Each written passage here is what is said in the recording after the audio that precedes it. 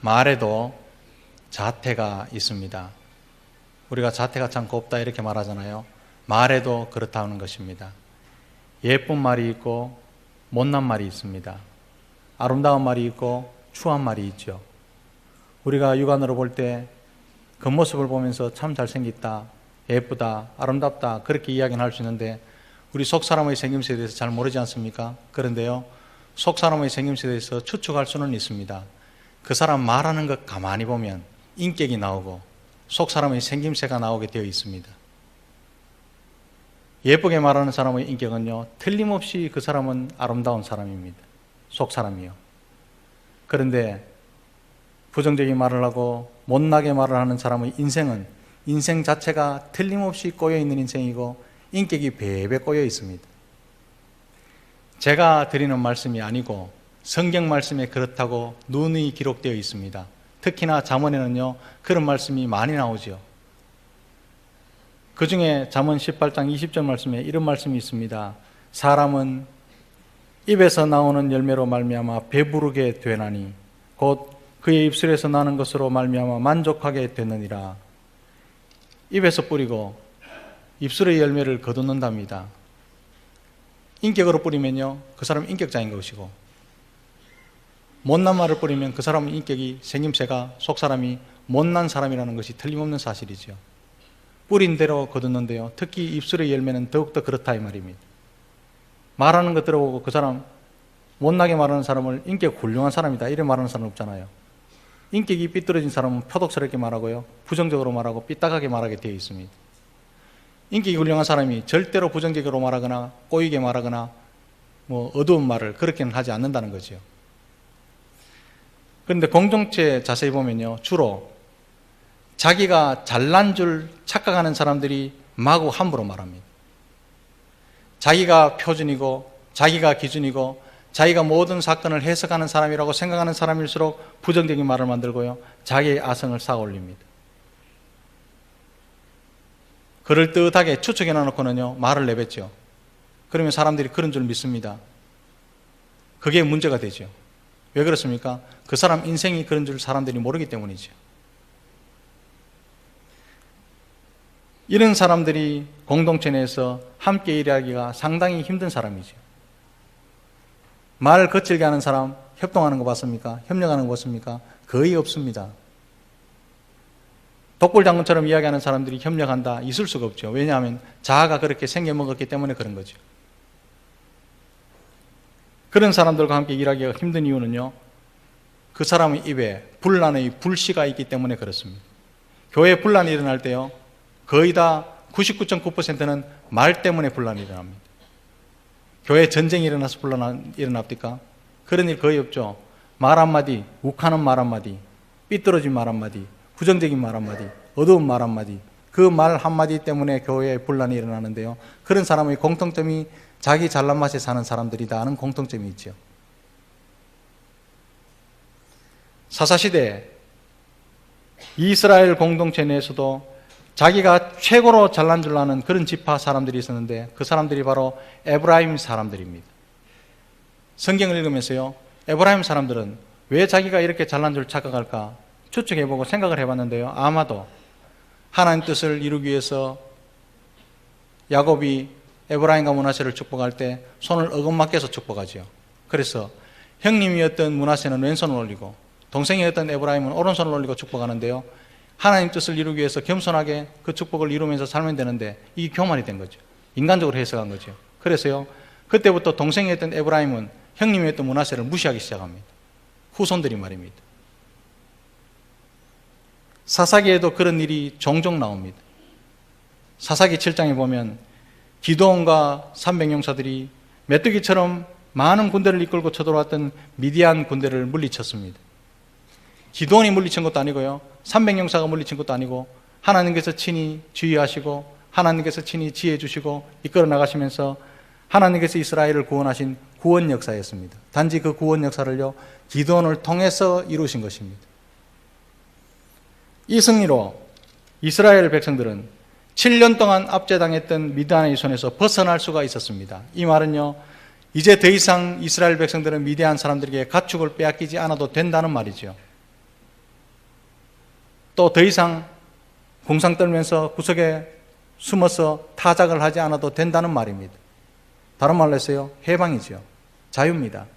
우리 한국 사람들은 일제시대에 압제해 있다가 해방된 그런 역사이기 때문에 이 기분을 잘 알지요. 이스라엘 사람이라면 모두 기드온의 승리를 함께 즐거워하고 기뻐하고 선물을 나눠주고 기드온을 만나면 축하합니다. 승리를 축하합니다. 이렇게 말하는 것은 당연한 일이다 이 말입니다. 그런데 이 놀라운 승리와 놀라운 즐거움과 놀라운 기쁨, 여기에 찬물을 팍 끼얹는 사람들이 있었습니다. 공동체예요. 이런 사람 꼭 있습니다. 새가족 환영잔치 한다, 새생명 전도잔치 한다. 전도 잔치잖아요. 잔치. 그 잔치에 찬물을 팍팍 끼얹으면서 분위기 깨는 사람 꼭 있습니다. 이스라엘에도 있었고요, 우리 가운데도 있을지도 모릅니다. 그렇게 찬물을 끼얹는 것이 특징인 사람들이 누굽니까? 에브라임 사람들이었다 이 말입니다.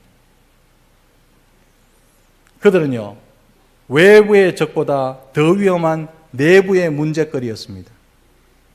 사랑하는 성도 여러분, 외부의 적이 한때는 힘들지만 계속 외부의 적들, 어려움들을 겪다 보면요, 내성이 생겨요. 면역력이 생깁니다. 그래서요, 강한 용사가 되죠. 그런데 끊임없이 면역력이 생기지 않는 그런 것은요, 내면의 문제입니다. 내면의 문제는, 내부의 문제는 면역력이 생기지 않습니다. 왜냐하면 어디서 터질지 모르거든요. 그리고 내면의 문제를 들고 나오는 사람은요, 내부의 문제를 다 알고 있는 사람입니다. 이게 문제 아닙니까? 저게 문제 아닙니까? 물어보면요, 대답해 줄 때 그 사람의 말이 정답도 아닌 것이 오답도 아닌 그런 문제를 들고 나오죠. 그걸 저는 정확하게 진단합니다. 그게 악답이라고, 악답. 이렇게 말해도 잘못이고 저렇게 말해도 답이 아니고, 이런 문제를 들고 나오는 사람들이요, 내부의 도전자들입니다. 외부의 적보다 내부의 적, 환경의 문제, 조건의 문제보다 내면의 문제가 더 심각하다는 사실을 우리는 기억하면서 살아야 합니다. 외부의 강력한 적 미디안을 무찔렀던 기드온도 내부의 도전에 직면한 것이 오늘 본문의 이야기지요. 그런데요, 이 문제를 자칫 잘못 처리하면 미디안과의 큰 승리도 퇴색할 위기에 빠졌습니다. 하나님 주신 큰 구원의 기쁨도 날아갈 판입니다. 동족 상잔의 비극을 불러올 수도 있습니다. 에브라임 사람들은 이렇게 도전하지요. 1절 말씀에 네가 미디안과 싸우러 갈 때에 우리를 부르지 아니하였으니 우리를 이같이 대접함이 어찌 됨이냐. 여러분, 이거요, 겉모습만 읽으면 이해를 못하지요. 기드온이 미디안과 싸우자 나팔을요, 이스라엘 12지파에 다 불었습니다. 그런데 유일하게 모이지 않는 사람들이 에브라임 사람들이었습니다. 왜냐하면요, 자존심이 상했거든요. 이 말은 네가 뭔데 우리에게 상의도 안 해보고 우리에게 물어보지도 안 하고 마음대로 미디안을 쳤느냐 이 말입니다. 그렇게 대우하는 것이 더 큰 지파 에브라임에 대한 예의냐 이 말이죠. 이들이 왜 이렇게 말했는지 그 당시의 정황을 이해해야 본문 이 말씀을 이해할 수 있습니다. 에브라임 사람들은요, 늘 므낫세 사람들을 깔보는 경향이 있었습니다.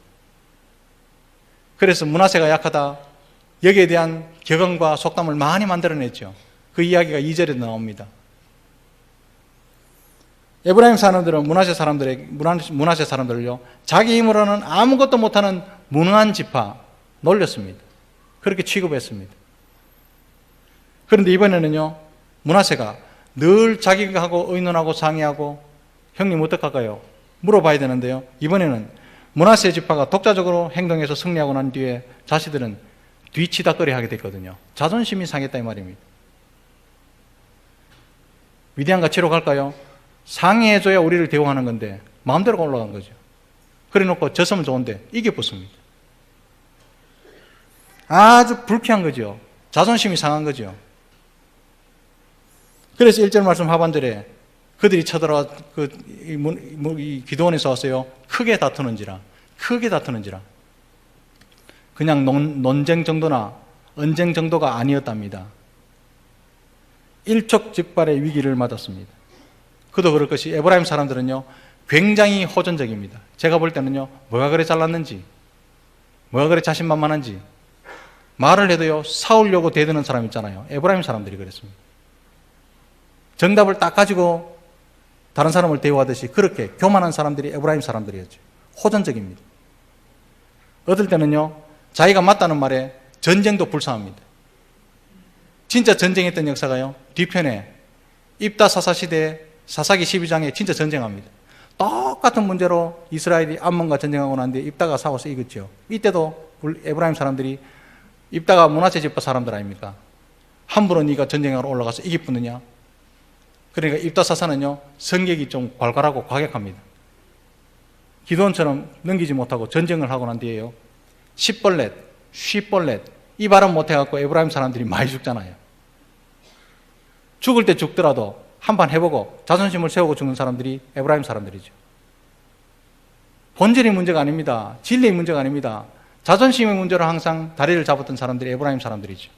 그런데 사랑하는 성도 여러분, 신앙생활을 하다 보면, 교회를 하다 보면 에브라임 사람들 같은 사람들이 많습니다. 본질의 문제도 아닌데, 복음의 문제도 아닌데, 진리의 문제도 아닌데, 조그만 문제가 자신의 자존심에 걸릴 때, 체면에 걸릴 때 이것을요 확대해서 문제 삼는 사람들이, 엉뚱한 사람들이 상당히 많다는 것이죠. 교회를 하는데 자신의 존재감을 과시하려고 하는데 아무도 안 알아줘요. 그럼 조그마한 문제를 꼬꼴랑하게 있다가요 이것을요 막 말하고 다니면서 말을 만들고 문제를 만들고, 그래서 문제가 확대되는 경우가 상당히 많죠. 이런 사람이 없으면 좋겠는데 참 많고요 흔하게 만나게 됩니다. 내 자신이 그런 사람이 아닌지 돌아볼 수도 있고요 내 자신이 그런 사람이었을 수도 있습니다. 이런 사람 만나게 되면 어떻게 해야 할까요? 그 해답을 기도원이 주고 있습니다. 기도원의 입장에서 우리 한번 생각해 봅시다. 이렇게 적반하장으로 나온 에브라임 사람들 이해할 수가 없었을 것입니다. 전쟁에서 승리하고 해방시켜줬는데 엉뚱한 문제, 본질의 문제가 아니라 자존심의 문제를 들고 나왔을 때요 어떻게 이해해야 할까요? 한심하고 한탄스러운 집화죠. 너희들이 진짜 예수 믿나? 이래 말하고 싶죠. 너희들이 이스라엘 12지파 중에 한 지파냐? 책임을 다하고 있느냐? 묻고 싶습니다. 그도 그럴 것이 기도원이 전쟁을 치면서요 모든 짐을 혼자 다 졌습니다. 무서워서 양태리 위에 이슬이 있게 하시고 다음 날은요 땅에만 이슬이 있게 하시고 얼마나 고민했겠습니까? 큰 짐을 다 홀로 져야 했습니다. 더군다나 나팔을 불고 사람들이 모여오는데요 32,000명이나 쫙 모아놨는데 미디안 군대, 아말렉 군대, 연합군에 비하면요 조그마한 숫자였죠. 그 사람들은 10만 내지 20만 쳐들어왔는데 이스라엘 사람들을 나팔을 보니까 32,000명 모아놨는데 하나님이요 또 다 돌려보내래요. 돌려보내려고 말씀하실 때 기도원의 마음이 어땠을까요? 콩닥콩닥 안 그랬겠습니까? 그런데 그렇게 돌아간 사람들도 승리하고 난 뒤에 아무 말도 안 하는데 나팔 불 때 나올지도 않은 에브라임 사람들이 자기를 무시했다고. 왜 무시하냐고. 적반하장이죠. 왜 대접 안 해줬느냐고. 그게 대접입니다. 생각 없는 집하고 한심한 집하고 하나님은 안중에도 없고 교회는 안중에도 없는 교만한 사람들이 에브라임 사람들이었습니다. 우리는요 이 본문을 보면서 기도원 충분히 화내도 되겠다 이제. 기도원이 화를 내었더라 이렇게 해도 우리는 기도원 편을 들 판입니다. 충분히 화낼 수 있는 상황이고 더 나아가서요 이때까지 에브라임 지파에게 받았던 모든 서러움을 되갚아 줄 수 있는 기회를 잡았습니다. 왜냐하면요 지금 기도원은 승리를 맛봤죠. 군대를 갖고 있죠. 모든 이스라엘 사람들의 마음이 기도원 쪽으로 기울었습니다. 이때 전쟁을 선포하면 에브라임 뻔때를 보여줄 수 있죠. 만약에 진짜로 기도원이 화나는 대로 자기 마음대로 해버렸다면 어떤 결과가 초래됐을까요? 첫 번째요, 좋아할 쪽은 져서 도망갔던 미디안의 패잔병들이 좋아했을 겁니다. 그리고 조롱합니다. 이스라엘은 전쟁에서 이기도 저끼리 싸운다. 잘났다. 야 우리 모여갖고 다시 한번 붙자. 이제는 싸우면 이길 수 있다. 다시 한번 그들의 힘을 규합시켜주는 위기에 봉착하게 되겠죠. 좋아할 쪽은요, 미디안의 폐잔병들입니다. 그리고 다 이겨놓은 전쟁을 마무리하지 못한 이스라엘 백성은요, 치명타입니다. 왜냐하면 나중에 전쟁이 있을 때 나팔을 불면요, 아무도 안 모입니다. 왜냐하면 자기들끼리 싸우고 또 싸울 건데 왜 모이노? 이런 집안이 안 되는 집안이거든. 일 시건 해놔놓고 자기들끼리 싸우고, 주방에 싸우고, 화장실에 싸우고, 마당에 싸우고, 자기들끼리 다 싸우는 거예요. 결정적으로 미디안을 조정했던 사단은요, 졌는 줄 알았는데 자기들끼리 싸우니까 승리가 그냥 불러 들어오는 거죠. 깨춤을 추면서 즐거워하고 계획을 즐겼을 겁니다. 그런데 기도는 결정적인 순간에, 벽에 탁 부딪혔을 때 결정적인 순간에 감정을 억제하고 화를 내지 않습니다. 이게 믿음이죠.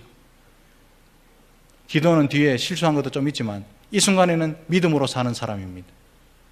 믿음에 있는 게 무엇인지를 우리에게 보여주는 사람이죠. 그래서 기도는요, 믿음의 증인입니다. 결정적인 순간에, 화를 내도 되는, 모든 사람이 이해할 수 있는 순간에 절제하고 화를 내지 않습니다. 오히려 그들의 시비를 잠재우는 때에 맞는, 때에 합당한 말을 지금 쏟아내죠. 그게 2절입니다. 2절에 구구절절 우리가 살펴볼 것은 에브라임의 끝물 포도가 아비에셀의 만물 포도보다 낫지 아니하냐. 이거요, 에브라임 사람들이 만들어낸 말입니다. 만물이 맛이 있죠. 상품의 가치가 있습니다. 돈을 벌려면 만물을 따야 됩니다.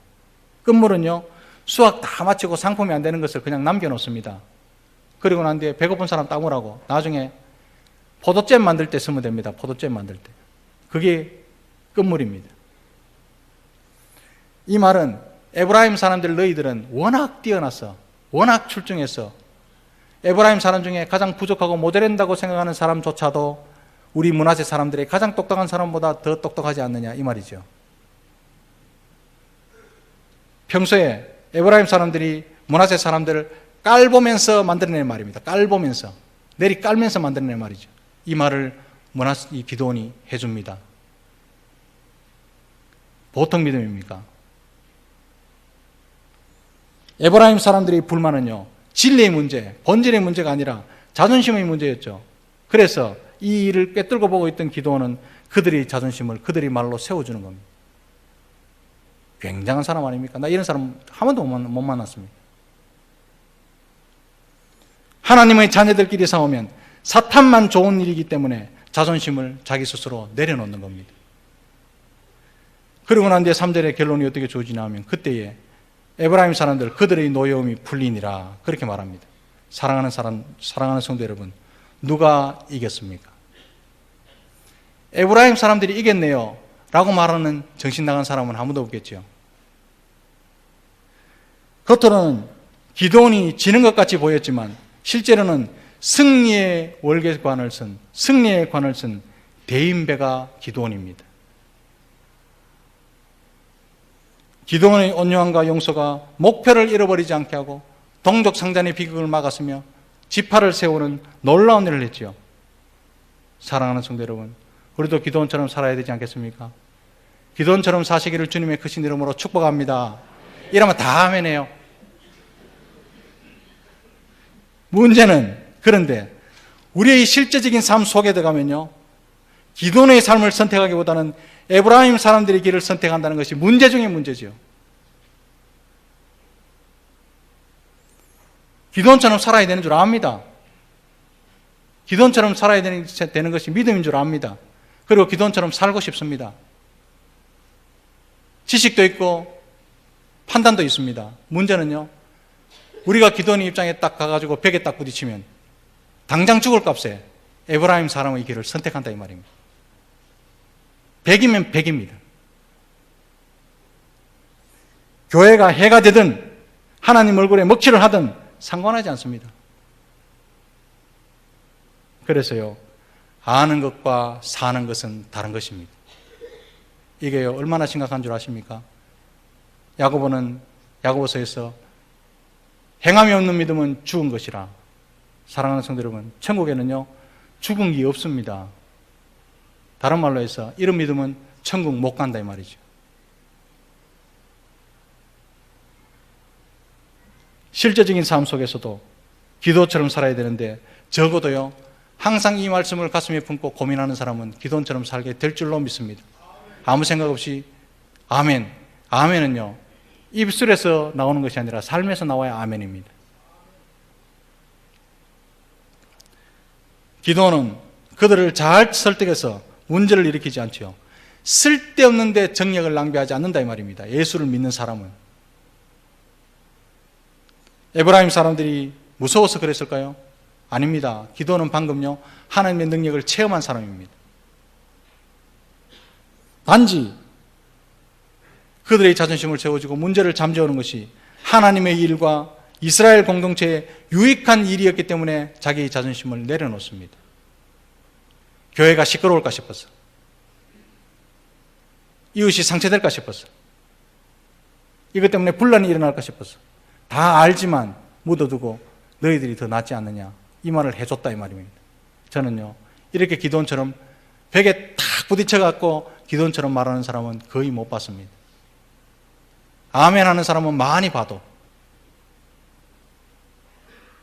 사랑하는 성도 여러분, 잘 기억하십시오. 성령이 내주하시는 성도의 말에는 힘이 있다는 사실을 기억하시기를 바랍니다. 사람을 살리기도 하고 죽이기도 하는 것이 성도의 말입니다. 하나님의 공동체를 세우기도 하고 헐기도 하는 것이 성도의 말입니다. 새 가족에게 쓸데없는 말을 해서 떠나가기도 하고 정착하기도 하는 것이 성도의 말입니다. 그래서 우리는 올 한 해 동안 말에 사랑을 더해야 할 줄로 믿습니다. 잠언 15장 23절 말씀에 사람은 그 입의 대답으로 말미암아 기쁨을 얻나니 때에 맞는 말이 얼마나 아름다운고 이렇게 말씀합니다. 오늘 본문의 기도원의 대답은 때에 맞는 때에 합당한 참으로 아름다운 말을 했습니다. 이 말로 말미암아 한 지파를 살려내고 이스라엘 공동체 전체를 화평케 하는 살리는 말, 세우는 말을 하고 있다는 사실을 기억해야 합니다. 사랑하는 성도 여러분, 올 한 해 동안 같은 말을 해도 사랑을 더하고 또 더함으로 말미암아 살리는 말, 세우는 말, 아름다운 말을 하며 사시는 저와 여러분들이 2017년 되시기를 주님의 크신 이름으로 축복합니다.